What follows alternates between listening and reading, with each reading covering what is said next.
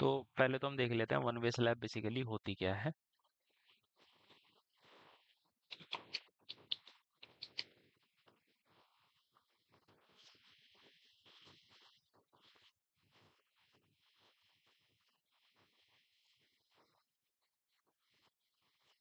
ठीक, ये देखो, ये फिगर अच्छे से बता रही है।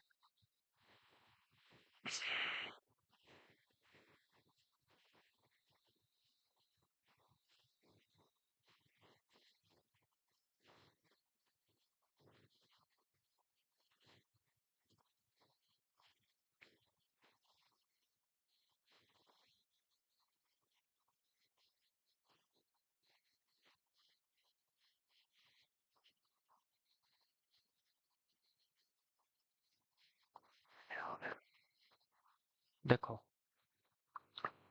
दिस इज, ये होती है आपकी वन वे स्लैब। इस तरह दिख रहा है। इसमें जो डिफॉर्मेशन आता है इस तरीके से आता है। ठीक, मतलब कि एक ही डायरेक्शन में डिफॉर्मेशन आएगा। ये कैसी होती है? This is to way slab, दो डायरेक्शन में डिफॉर्मेशन है। ठीक है। तो अब दूसरी बात इसमें क्या ध्यान रखनी है कि इसमें जो सपोर्ट है इस डायरेक्शन में रहती है, इस डायरेक्शन में रहेगी, इस डायरेक्शन में रहेगी। इसमें क्या है, आपकी चारों डायरेक्शन में सपोर्ट रहती है। ठीक। अब इसमें एक कैच और है, क्या, कि अगर मैं यहाँ पे सपोर्ट लगा दूं तो क्या ये टू वे स्लैब में बन जाएगी, या अगर ये जो स्लैब है हमारी जो टू वे का काम कर रही है, मैं ये सपोर्ट हटा दूं और ये वाली सपोर्ट हटा दूं, तो क्या ये वन वे में कन्वर्ट हो जाएगी? ठीक। तो ये चीजें पूछी जाती है टू वे स्लैब। देखो, एक तो देखो, मान लीजिए इसको मैं बोल देता हूँ, ये है आपकी एक्स डायरेक्शन और ये है आपकी मान लीजिए वाई डायरेक्शन। तो इस एक्स डायरेक्शन में लंबाई होगी एल एक्स और वाई डायरेक्शन में होगी एल वाई।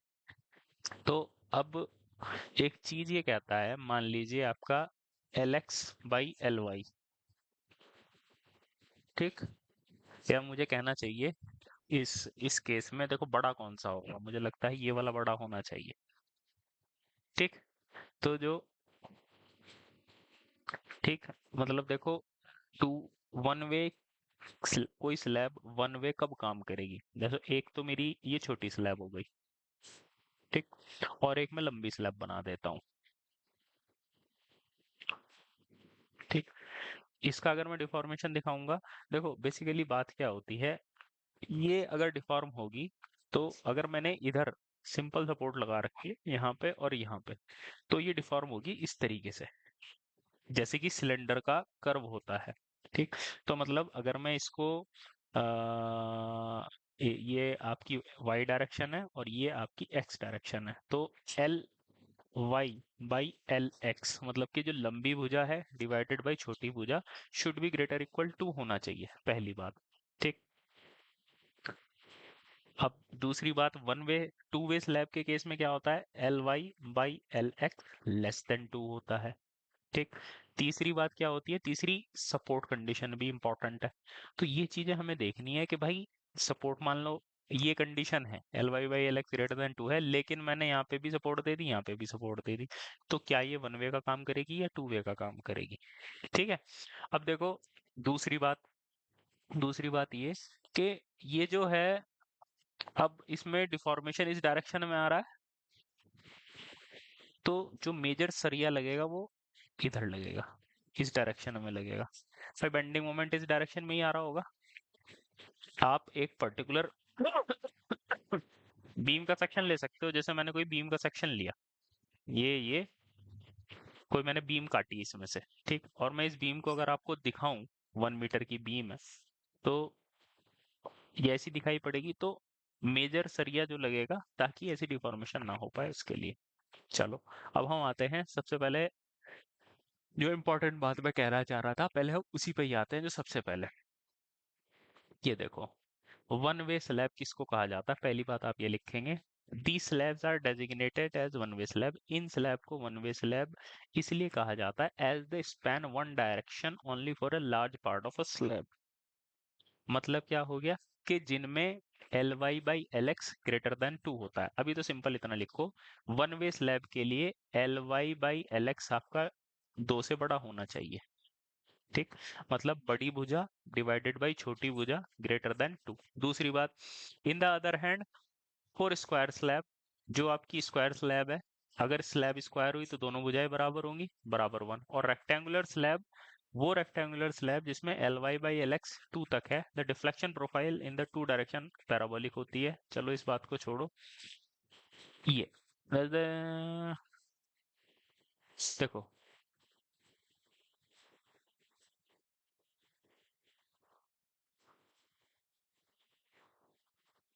ये पॉइंट है।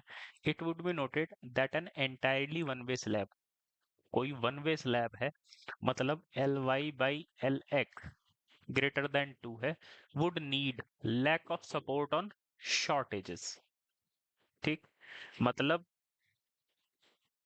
कहाँ गया वो डायग्राम?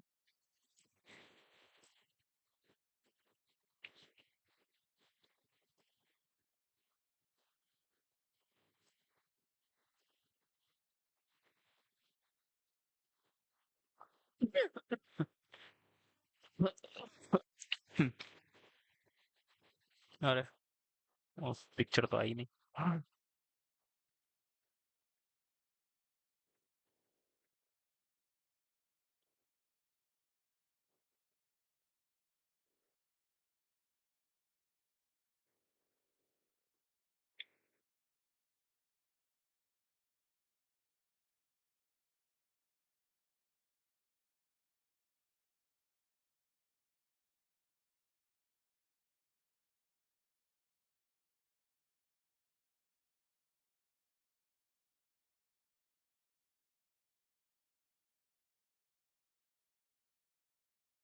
देखो इस बात को नोट करना,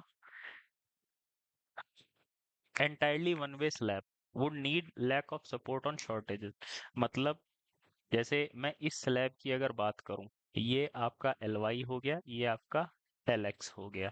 ठीक, मीन्स ये आपका एल वाई हो गया, ये आपका एल एक्स हो गया, आपका L Y by L X greater than 2 है। लेकिन यही सफिशिएंट कंडीशन नहीं है, आपको ये जो शॉर्ट एज है यहाँ पे अगर आपने सपोर्ट दे दी तो ये टू वे स्लैब में कन्वर्ट हो जाएगी। आई बात समझ में? तो इस चीज का आपको ध्यान रखना है। ठीक, दूसरी बात, also even for L Y by L x,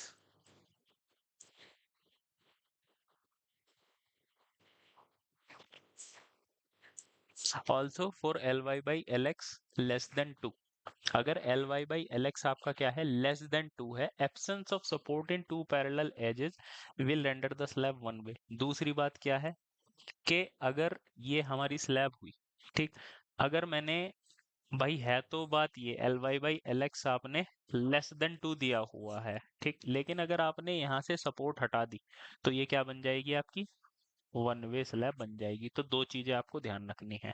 ठीक है, चलो, और क्या कह रहा है ये, इतना हो गया?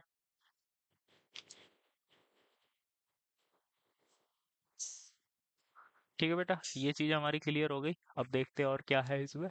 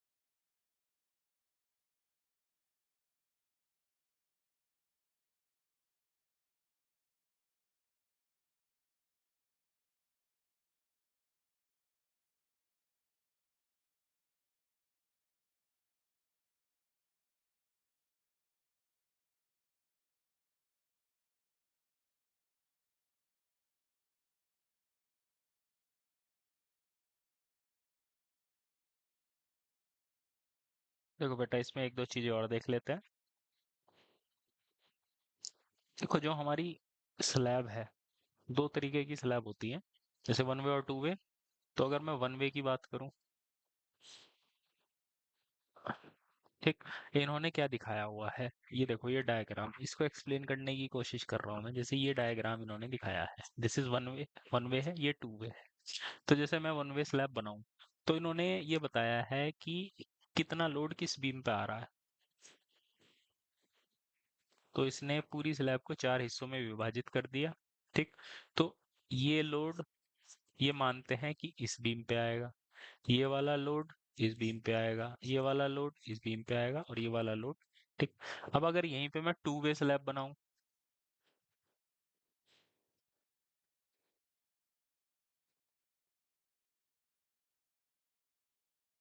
ठीक, तो अब वही देखो, तो ये क्या कह रहा है कि जो वन वे स्लैब होती है, ये वाली, उसमें अधिकांश लोड जो है इस पर आता है, और जो टू वे स्लैब है, उसमें अधिकांश लोड, मतलब कि फिर उसमें प्रॉपर्ली डिस्ट्रीब्यूट होता है। ऐसा नहीं है कि एक ही बीम पे अधिक लोड आए। तो ये चीज ये कहना चाह रहा है यहाँ पे, तो इस बात को नोट कर लेना। ठीक। डिफ्लेक्शन प्रोफाइल मैंने आपको दिखा दी है। ठीक। अब ये देखो, इन्होंने डिफ्लेक्शन प्रोफाइल दिखा रही है, लॉन्ग स्पैन के अलोंग कांस्टेंट डिफ्लेक्शन है। ठीक, एक ही डिफ्लेक्शन चलता चला जा रहा है, जैसे हमने यहाँ पर देखा, कहाँ पर देखा, ये। ठीक। लंबाई के अलोंग एक ही टाइप का डिफ्लेक्शन है, ऐसा। ठीक। और इस केस में क्या है, पैराबोलिक है अलोंग लॉन्ग स्पैन। ठीक। ये देखो, इसने दो चीजें बताई,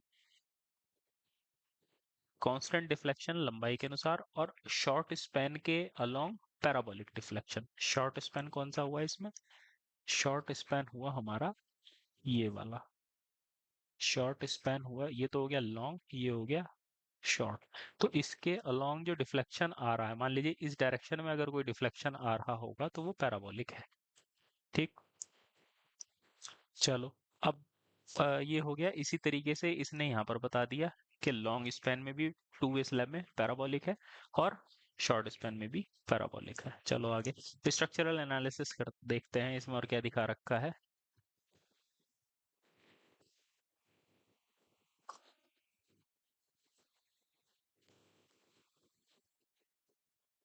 हाँ, तो इसमें देखो, ये क्या क्या बातें बता रखी हैं, फटाफट कुछ दो तीन पॉइंट्स पे लिख लेना। कि जो स्लैब होती हैं, उन पे यूडीएल लगाया जाता है मोस्टली। ठीक। तो design primarily by bending in shorter as play one way slab cycle was then primarily by bending।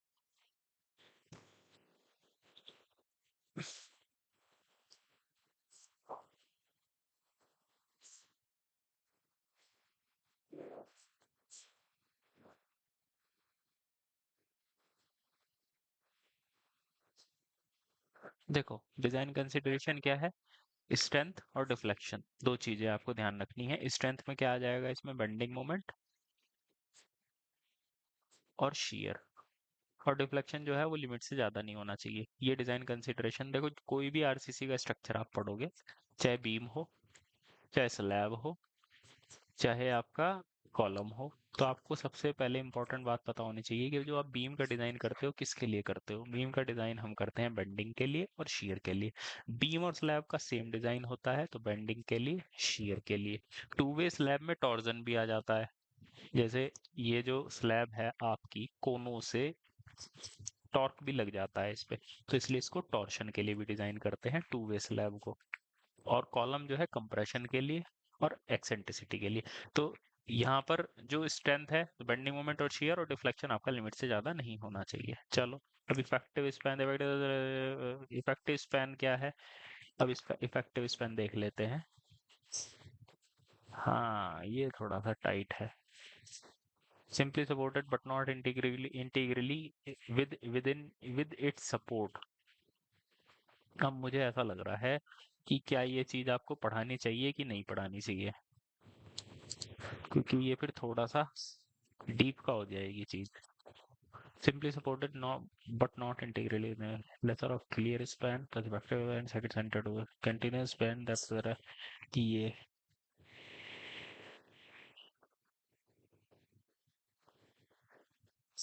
चलो इसमें हम कुछ चीजें लिख लेते हैं। देखो ये क्या चीज है, ये है आपका सबसे पहला कि आप इफेक्टिव स्पैन कैसे कैलकुलेट करते हो स्लैब का। सबसे पहली चीज क्या है, कुछ जो इसमें सिंपल सिंपल है वो हम देख लेते हैं। जैसे पहला ये है, simply supported but not integrally with in it support. मतलब कि किस तरीके की स्लैब हुई, एग्जैक्टली ऐसी जैसी यहाँ पर दिखाई हुई है। ठीक, यहीं ले जाता हूँ मैं इसको। जैसे ये आपकी स्लैब है, ये सिंपली सपोर्टेड है। ठीक, सिंपल आपने इसके ऊपर उठा के रख रखी है और ये इंटीग्रली कनेक्टेड नहीं है। इंटीग्रली कनेक्टेड का मतलब ये है कि इनका आपस में कोई बॉन्ड नहीं है। ऐसा नहीं है कि भाई कोई सरिया इसमें से इसमें जा रहा है, इसमें जा रहा है, इसमें से इसमें जा रहा है, इसमें से इसमें जा रहा है, ऐसा कुछ नहीं है कि। ठीक, तो इसको हम बोलते हैं इंटीग्रली सपोर्टेड नहीं है। ठीक, the deflection of the slab can be kept under control, ये ठीक, ये बात आ गई समझ में। Simply supported but not built integrally with it support, जो सपोर्ट है उसमें इंटीग्रली, पहली बात। तो इसमें इफेक्टिव स्पैन कैसे कैलकुलेट करोगे, सबसे पहला lesser of clear span plus effective depth of slab. अब मैं यहाँ पर इसको बना के दिखाता हूँ, डायग्राम जरूर बना लेना साइड में, नहीं तो ये याद नहीं रहेगा। जैसे ये होगी मेरी स्लैब और इसको मैंने सिंपल सपोर्ट कर रखा है, बस सिंपल आप मैंने इसको कॉलम पे या क्या कहना चाहिए नीचे जो दीवार है वट बीम पर आपने ऐसे रख रखा है। क्लियर स्पैन क्या होगा, क्लियर स्पैन हो गया ये। ठीक, और इफेक्टिव डेप्थ आप जानते हो कैसे कैलकुलेट की जाती है। ठीक है, टोटल डेप्थ में क्लियर कवर घटा के। तो डी क्लियर, पहला हो गया आपका सी एस प्लस डी, और दूसरा क्या हो गया centre to centre of support, इनमें से जो कम होगा। ये आ गया समझ में। अब ये होगी सिंपली सपोर्टेड, दूसरी है continuous when the width of the support is less than 1/12 of the clear span. ठीक, अब कंटिन्यूअस है, कंटिन्यूअस का मतलब क्या होता है, कंटिन्यूअस स्लैब का मतलब होता है कि ये जो स्लैब है इसके साथ इंटीग्रली कास्टेड है। ठीक, ऐसा थोड़ी है कि कई बार ऐसा होती है बड़ी स्लैब होती है, जैसे कि आप यहाँ देख सकते हो इन्होंने कंटिन्यूअस स्लैब दिखा रखी है, यहाँ पे ये डायग्राम आप बना सकते हो जैसे कंटिन्यूअस स्लैब है। ठीक, एक स्लैब, फिर दूसरी स्लैब, फिर तीसरी स्लैब, फिर चौथी, पांचवी, छठी, सातवीं, आठवीं, नवीं, ये स्लैब है। ये सारी कंटिन्यूएशन है में है बेसिकली। एक बीम ये हुई, फिर दूसरी बीम ये हुई। ठीक, एक साथ, जैसे घर में लिंटर भी पड़ता है, बड़ी अगर हम लिंटर डाल लें तो बीम, ठीक, उसको हम बोलते हैं अपनी कंटिन्यूअस स्लैब। तो कंटिन्यूअस के केस में क्या है, कंटिन्यूअस जब ये, अगर विड्थ आपकी जो है, जो ये जो विड्थ है हमारी सपोर्ट की या बीम की जो विड्थ है डब्लू, अगर डब्लू जो क्लियर स्पैन है सी एस इसके 1/12 से कम है, तो सेम फंडा लगेगा जो यहाँ पर आपने पढ़ा था। ठीक है बेटा, क्यों भैया जय, आ गया समझ में। तो दोनों के केस में सेम, मेरे हिसाब से ये दोनों याद कर लो, इसको रहने देते हैं क्योंकि ये फिर ज्यादा हो जाएगा। ठीक, अब आता है चौथा, cantilever slab at end of continuous slab. ठीक, कोई कंटिन्यूअस स्लैब है, जैसे हमारे घर में छज्जा होता है ना, छज्जा समझते हो भाई, जैसे ये हमारी, ये हो गई हमारी स्लैब, और ये, ठीक, ये समझ रहे हो, मतलब ये हमारी कंटिन्यूअस स्लैब चलती आ रही है, मतलब कि ये दोनों इंटीग्रल हैं आपस में मिले हुए हैं, तो ये जो पोर्शन है ऐसे पोर्शन की बात कर रहा है, ऐसा डायग्राम बनाना। फिर इसमें क्या दिया हुआ है, कैंटिलीवर स्लैब है at the end of continuous slab, length up to the centre of the support. तो यहाँ पे इफेक्टिव स्पैन क्या होगा, ठीक, यहाँ पर इफेक्टिव स्पैन होगा यहाँ से लेके यहाँ तक की दूरी। ठीक, तो जो चीजें हम याद रख सकते हैं वो हम याद करेंगे। अगला है कैंटिलीवर स्लैब, कहाँ गया मेरे हिसाब से सबसे ज्यादा एक तो ये पूछा जाता है, पहला पॉइंट, और दूसरा सबसे ज्यादा ये पूछा जाता है। ठीक, कैंटिलीवर स्पैन क्योंकि ये सिंपल होता है, length up to the face of support plus half the effective depth. मान लीजिए कैंटिलीवर स्पैन है, ठीक, तो कैंटिलीवर स्पैन के केस में जैसे ये हो गया हमारा कैंटिलीवर स्पैन, ये हुई हमारी बीम है या जो भी है, यहाँ से आपकी कैंटिलीवर स्पैन निकल रहा है। ठीक, तो क्लियर डिस्टेंस आप लिखो, क्लियर स्पैन प्लस जो इसकी इफेक्टिव डेप्थ है, ठीक, उसके आधे तक आप आगे जाओगे। ठीक, आई बात समझ में? देखो क्या लिखा है, length up to the face of support. ठीक, जैसे मैं यहाँ पे छोटा सा बना के दिखा देता हूँ, फेस ऑफ सपोर्ट तक लेंथ, यहाँ तक की distance plus half the effective depth. Effective depth हो गया आपका इतना। ठीक है बेटा, समझ रहे हो? जैसे यहाँ से लेके भाई लेंथ, यहाँ से लेके यहाँ तक भाई फेस ऑफ सपोर्ट तक, प्लस जो इसकी इफेक्टिव डेप्थ है उसका आधा, DE/2। ये देखो ये तो लिखा हुआ है, length up to the face of support plus half the effective depth. Frame, अगर मान लीजिए फ्रेम है, फ्रेम के केस में सेंटर टू सेंटर डिस्टेंस, ये भी बहुत आसान है। फ्रेम समझते हो? फ्रेम क्या होता है? जैसे ये हमारा फ्रेम है, चार, वही जैसे फ्रेम बनाया जाता है, चार कॉलम खड़े करे, ठीक, ये हमारी डल गई स्लैब, ये और ये, ठीक। तो इस केस में क्या है, सेंटर टू सेंटर डिस्टेंस यहाँ से लेके यहाँ तक, सिंपल। ठीक, अब आगे क्या है, effective span to effective depth ratio क्या दिया हुआ है इसमें। अब ठीक, मैंने इस चीज को रहने दिया है क्योंकि ये थोड़ा सा ज्यादा बड़ा हो जा रहा था। ठीक, लेकिन जो मुझे लगता है बहुत इंपॉर्टेंट और आसानी से याद भी रखे जा सकते हैं, फर्स्ट, फिफ्थ और सिक्स्थ। ठीक है, ये तीन आपको जरूर याद होने चाहिए। The factors can be kept under the ratio. ये देखो,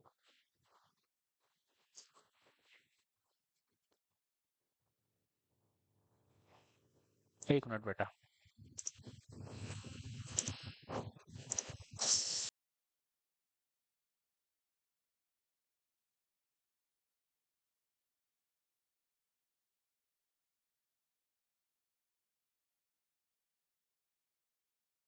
ये जो कह रहा है effective span to effective depth ratio, कौन से क्लॉज की बात कर रहा है ये? 23.2.1, ये हम पढ़ चुके हैं। 23.2.1 पढ़ लिया ना हमने, एक बार देख लेते हैं, कुछ इसमें स्पेशल तो नहीं है। कंट्रोलर 23.2.1, ये देखो 7, 20, 26 वाला। ठीक, जनरल डिफ्लेक्शन में मेरे जो कैंटिलीवर स्पैन है सिंपली सपोर्टेड है कंटिन्यूअस। ठीक, ये बीम के लिए भी है और स्लैब के लिए भी है। ठीक है बेटा, और बटे 250/300 ये भी हमने देख लिया था। चलो आगे देखते हैं, नॉमिनल कवर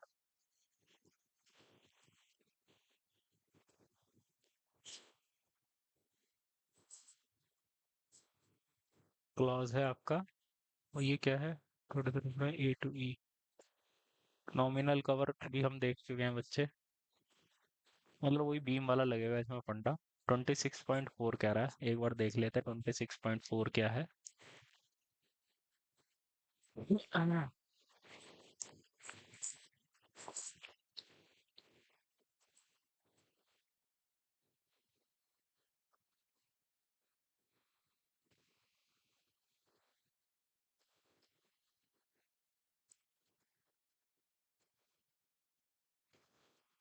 ठीक है बेटा, ये हो गया nominal cover of cover to rainfall, nominal cover is, ये सब इसमें क्या दिया हुआ है भाई,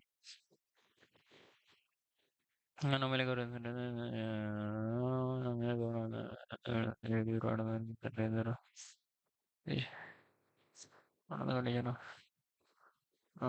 nominal should be provided including list depending on the condition of exposure shall be given table cell our for longitudinal reinforcement मान देंगे। देखो बेटा इसमें दो चीजें कोटिंग के लिए, देखो इसमें वैसे तो इन्होंने बीम के लिए अलग से नहीं दे रखा, जो हमने नॉमिनल कवर की रिक्वायरमेंट बीम के लिए पढ़ी है वो हम पढ़ लेते हैं। दूसरा इसमें दो तीन बातें और हैं, वो आप नोट कर लो। एक तो सबसे पहली बात क्या, कि ये देखो longitudinal reinforcement bar in a column, column की बात कर रहा है फिलहाल तो ये, सबसे पहले exposure describing shall be table 16। Table 16 क्या है?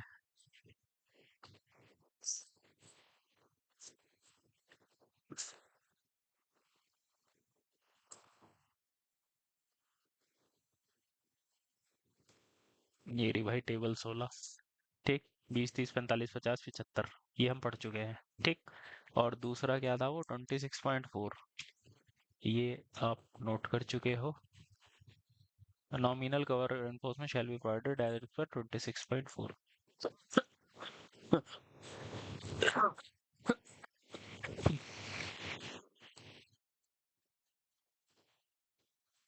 नॉमिनल कवर, अब देखो ये हो गया। थोड़ा सा फुटिंग वुटिंग का ये भी देख लो। हाउएवर वो लॉन्गिट्यूडनल एनफोर्समेंट बार इन कॉलम, जो कॉलम है उसमें जो लंबाई की दिशा में जो एनफोर्समेंट दिया जाता है उसमें जो नॉमिनल कम कर वो है 40 mm होना चाहिए। इन एनी केस 40 mm से कम नहीं होना सकता, और less than diameter of such bar, जो भी आप डायमीटर इस्तेमाल कर रहे हो उससे कम नहीं होना चाहिए। कई बार क्या होता है, वैसे तो 36 mm की बार है, उससे ज़्यादा बार तो हम इस्तेमाल नहीं करते। ठीक, तो फिर भी 40 mm का। इन the case of column of minimum dimension, अगर अगर कॉलम की डायमेंशन 200 मिलीमीटर या उससे कम है, जिसमें सरिया 12 mm से कम लगा रखा है, 25 mm का आप वहाँ पे इस्तेमाल कर सकते हो भाई। ये चीज़ें पूछी जाती हैं। फुटिंग के लिए मिनिमम कवर 50 mm का है। ठीक।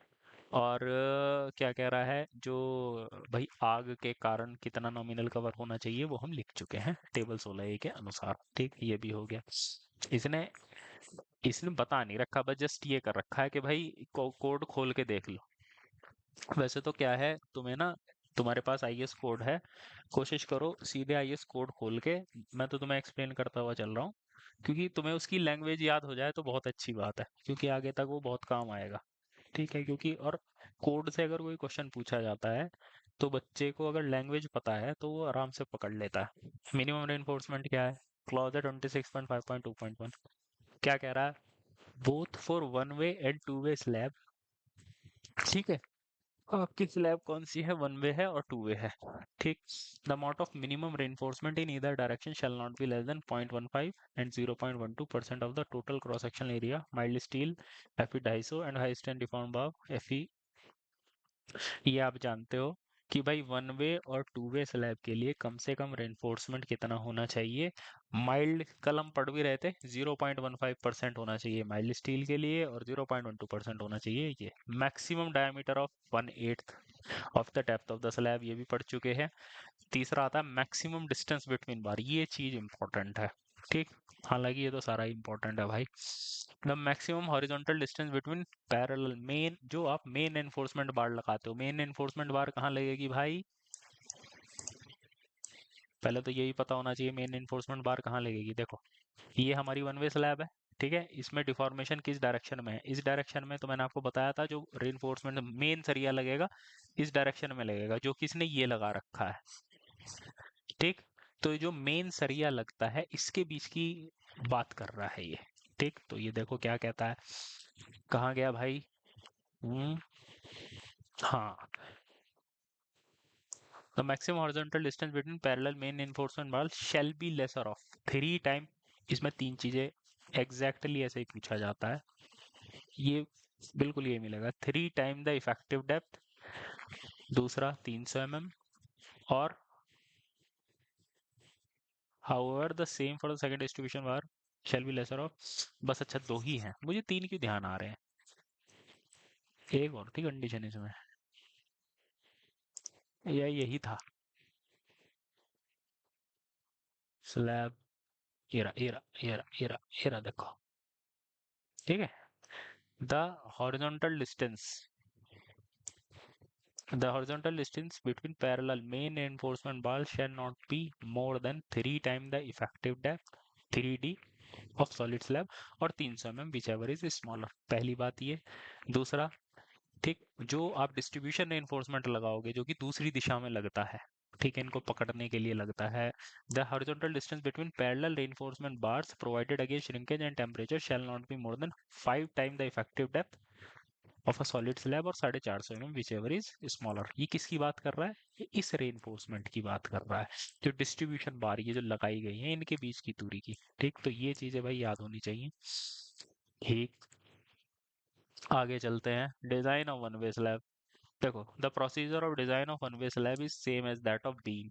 ठीक, हमें इसके डिजाइन में नहीं जाना है, लेकिन जो बीम के कंसेप्ट है वो हमें लगाने हैं। ठीक, जो मैंने कल आपको, एक तो सरिया कितना लगेगा, तो आप देखो ये सारे फॉर्मूले आप पढ़ चुके हो। आप क्या करते हो, स्लैब को एक एक मीटर के हिस्से में तोड़ लेते हैं और उस 1 मीटर का एनालिसिस करते हैं। भाई उस 1 मीटर पे कितना मोमेंट आएगा, ये मोमेंट आपको पता चल गया। 0.36 एफ सी के बी एक्स यू लगा के आप इसकी डेप्थ कैलकुलेट कर सकते हो, या ये यहाँ से आप डेप्थ निकाल सकते हो। बी आपको पता है 1, डेप्थ निकल जाएगी। सरिया कितना लगाना है, 0.87 F Y A S T, और ये मल्टीप्लाई करके, लीवर आर्म मल्टीप्लाई करके मिलीमीटिंग के बराबर कर दो। ठीक है, तो इस तरीके से आप चीजों को कैलकुलेट कर सकते हो। The amount of reinforcing bar for 1 meter depth of slab has to determine from either of the design। ठीक, अब दूसरा इसने shear के लिए भी बात की। छोड़ो इस चीज को। एरिया ऑफ स्टील निकाला, डायमीटर और स्पेसिंग का फॉर्मूला मैं आपको बता चुका हूँ किस तरह से स्पेसिंग निकाली जाती है। वो कल हमने पढ़ा था, 1000 क्या था, A5/AST ऐसे करके, ये फॉर्मूला याद रख लो। ठीक, तो मेरे हिसाब से वन वे स्लैब हमारा कंप्लीट हो गया है। अब हम आते हैं टू वे स्लैब पे।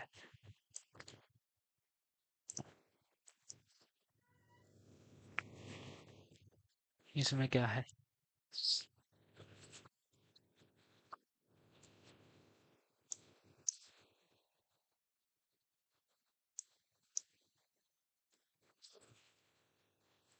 देखो भाई, अब टू वे स्लैब में क्या आता है, यील्ड लाइन थ्योरी आती है। यार यील्ड लाइन थ्योरी, अब पता नहीं तुम्हारे में आती है कि नहीं, पूछा जाता है। रीस्ट्रेन स्लैब, जो जनरल चीजें पूछी जाती है हम उसी के बारे में बात करेंगे। Different boundary condition, good. Interior panel, ये सब डिजाइन रूल, मिडल स्ट्रिप, ये देखो ये इन्होंने टॉर्शन रेनफोर्समेंट लगाया है। Design for shear. ठीक, जो जो हमारे काम की चीजें हैं वो हम देखते चले जाते हैं। देखो भाई, टू वे स्लैब का हमें समझ में आ गया था क्या फंडा है।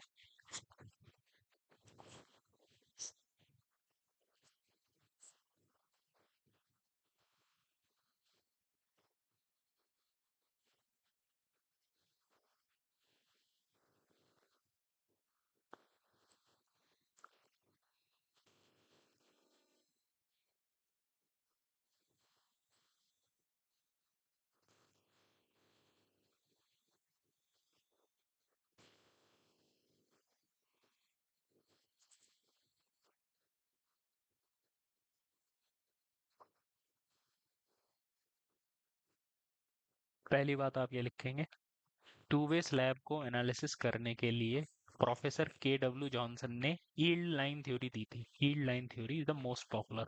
ठीक, इसमें क्या किया जाता है, जो स्ट्रेंथ ऑफ, इस थ्योरी की बात कर रहा हूं मैं, जो स्ट्रेंथ ऑफ स्लैब है उसको हम सिर्फ bending is assume to be govern by flexure alone. इसमें हम ये मानते हैं जो स्लैब की स्ट्रेंथ है किससे आती है, सिर्फ फ्लेक्सर से आती है। जो शियर और डिफ्लेक्शन का एक प्रभाव है उसको अलग से हम कंसीडर करते हैं। It is assume that a mechanism is found in the slab at the failure. ये कहता है कि जब स्लैब फेल होती है तो मैकेनिज्म फॉर्म होता है। मैकेनिज्म का क्या मतलब होता है भाई, मैकेनिज्म का मतलब होता है,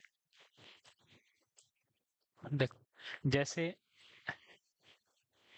अभी जैसे स्टील में हम प्लास्टिक एनालिसिस पढ़ेंगे तो उसमें मैकेनिज्म की बात आएगी। जैसे ये मैंने कोई कैंटिलीवर बीम बनाई जो कि स्टील की है। ठीक, अब क्या होता है, मैंने यहाँ पे लोड लगाया। ठीक, तो जैसे मैं लोड लगाऊंगा, ठीक, तो सबसे ज्यादा बेंडिंग मोमेंट कहाँ पर आता है, यहीं पर आता है bending moment.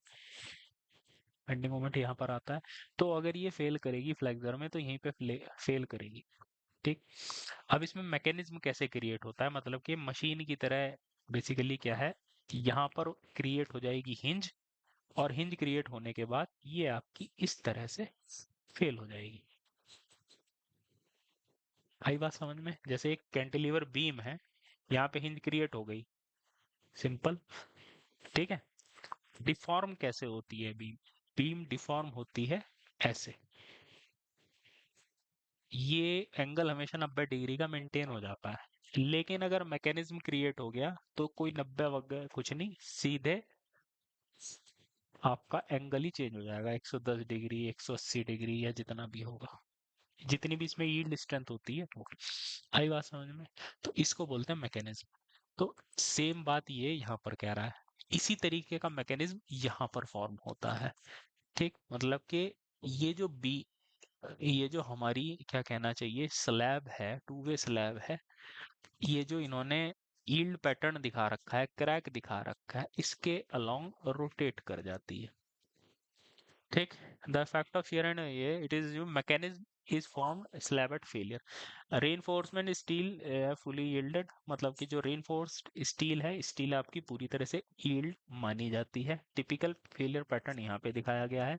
Simplified design of to way slab can be carried out in accordance with the coefficient. ठीक ठीक। तो अब इसमें क्या है, देखो इसमें एक चीज ये है कि जैसे यहाँ पर सपोर्ट है, तो ये जो आपका ये वाला पोर्शन है, ये ट्रायंगुलर पोर्शन है, ये इस तरीके से बेंड कर जाएगा। इतना ट्रेपेजॉइडल पोर्शन ये इसके अलोंग बेंड करेगा, ये इसके अलोंग और ये इसके अलोंग। ठीक, तो किस किस पॉइंट के अबाउट रोटेशन हो सकता है? सबसे पहली बात, इसमें दो तीन बातें और तीनों ने पूरा नहीं बताया यार। एक तो ये कि यील्ड, अब जैसे कई बार कैंटिलीवर स्लैब होती है, ये क्वेश्चन ईएससी में आ रखा है। जैसे इस तरीके, एक सपोर्ट यहाँ पर है, दूसरी सपोर्ट यहाँ पर है, और तीसरी सपोर्ट यहाँ पर है, इधर से ये फ्री है, तो इसमें ये यील्ड कैसे करेगी? इसमें ये यील्ड कुछ इस तरह से करती थी, पता नहीं कैसे कैसे इसका डायग्राम था।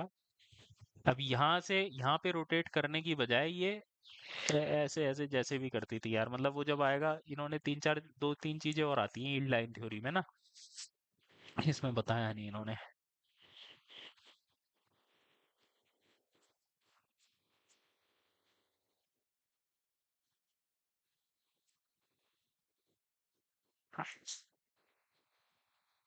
देखो सिंपली सपोर्टेड स्लैब के बारे में यार, यील्ड लाइन थ्योरी में इसमें देखता हूँ यहाँ पे जरूर होगी। यहाँ क्या इसमें है यील्ड लाइन थ्योरी?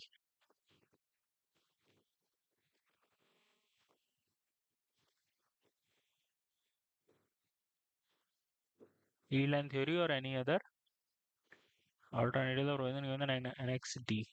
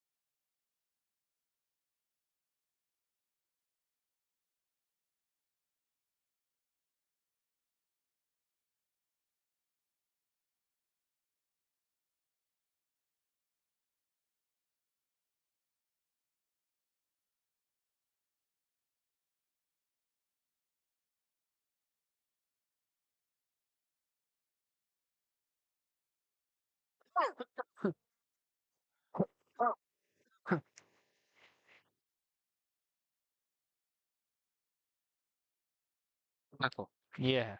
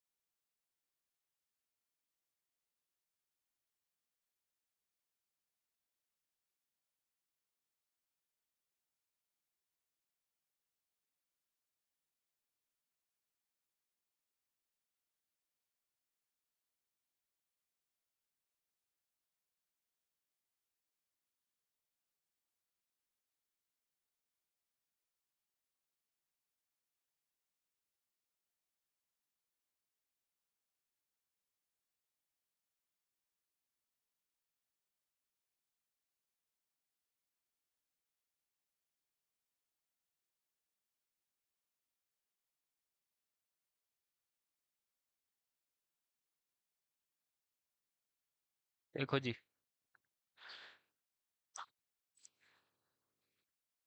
जो यील्ड लाइन थ्योरी में क्या है, कुछ सीधी सीधी बातें हैं। देखो, दो तरीके की यील्ड लाइन होती हैं इसमें। पहली बात तो यील्ड लाइन में ये समझो कि यील्ड लाइन अगर कोई है तो वहां पे रोटेशन पॉसिबल है। ठीक। दो आपकी दो तरीके की यील्ड लाइन होती है। एक होती है आपकी positive and negative yield line, use to designate the, भाई पॉजिटिव बेंडिंग मोमेंट के कारण अगर डिफॉर्मेशन आ रही है तो पॉजिटिव यील्ड लाइन। ठीक। जिसमें टेंशन बॉटम में और नेगेटिव बेंडिंग मोमेंट ऊपर। ठीक। और जो नेगेटिव यील्ड लाइन हो गई मतलब कि टेंशन ऊपर, कंप्रेशन नीचे। ठीक। तो यील्ड लाइन और एक्सेस ऑफ रोटेशन किस तरीके से निकाले जाते हैं? Straight yield line occurs between two intersecting plane. दो इंटरसेक्टिंग प्लेन होंगे तो वहां पे आपकी यील्ड लाइन कैसी होगी? स्ट्रेट, मतलब कि यील्ड लाइन आपकी स्ट्रेट होती है। Straight yield line occurs between two intersecting plane. जैसे दो इंटरसेक्टिंग प्लेन है, एक प्लेन ये दूसरा प्लेन ये हुआ, तो इसके बीच में कैसा आएगा? यील्ड लाइन स्ट्रेट होगी। वन वे स्लैब में positive yield line occur at the middle span. अगर आपका वन वे स्लैब है, जैसे ये वन वे स्लैब अगर होती, तो पॉजिटिव यील्ड लाइन कहाँ पर आती? मिडिल स्पैन पे। क्यों? क्योंकि बेंडिंग मोमेंट सबसे ज्यादा कहाँ पर होता है? बीच में। सपोर्ट पे yield line are negative in addition to the mid. भाई देखो, सपोर्ट पे बेंडिंग मोमेंट आपका कैसा होता है? जो सपोर्ट है आपकी, सपोर्ट पे बेंडिंग मोमेंट बीम के केस में क्या होता है? इस तरीके का, जैसे मैं ये पोर्शन लेता हूँ, ठीक, स्लैब को बीम की तरह डिजाइन किया जाता है। इसका बेंडिंग मोमेंट डायग्राम कैसे आता है? इसका बेंडिंग मोमेंट डायग्राम ऐसे आएगा, बीच में पॉजिटिव और इधर नेगेटिव। तो बीच में आपकी क्या रहेगी? पॉजिटिव यील्ड लाइन, और इधर क्या रहेगी आपकी? Negative yield line.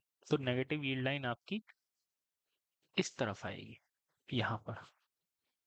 यहाँ पर सपोर्ट पर हमेशा नेगेटिव यील्ड लाइन। ठीक। The end of yield line are either at the boundary of the slab और एट अनदर। जो यील्ड लाइन है या तो वो बाउंड्री पर एंड करेगी या वो दूसरी पर एंड करेगी। The axis of rotation is represented, जो एक्सिस ऑफ रोटेशन है वो यील्ड लाइन के द्वारा। The edge of support to act, जो सपोर्ट का किनारा है वो भी कैसे रिप्रेजेंट करता है? The edge of the support, वो भी आपके एक्सिस ऑफ रोटेशन को रिप्रेजेंट करता है। अगर सपोर्ट फिक्स है तो support will have negative yield line. यदि सपोर्ट फिक्स हुई तो सपोर्ट आपकी नेगेटिव यील्ड लाइन होगी। The negative yield line will have resistance to rotation. जो नेगेटिव यील्ड लाइन है वो आपके रोटेशन को रेजिस्ट करेगा। In the case of simply supported resist column support. ठीक, मेरे हिसाब से यहाँ तक का ठीक है।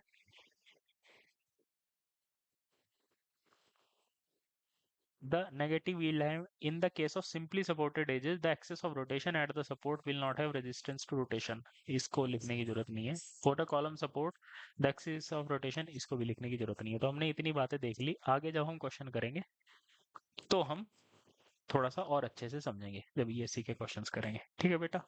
तो यहाँ तक आज रखते हैं। यहाँ पे टू वे स्लैब हम अपना कल कंप्लीट करके फिर हम अपना जो ईएससी के क्वेश्चंस है उस पर आगे बढ़ेंगे। ठीक है?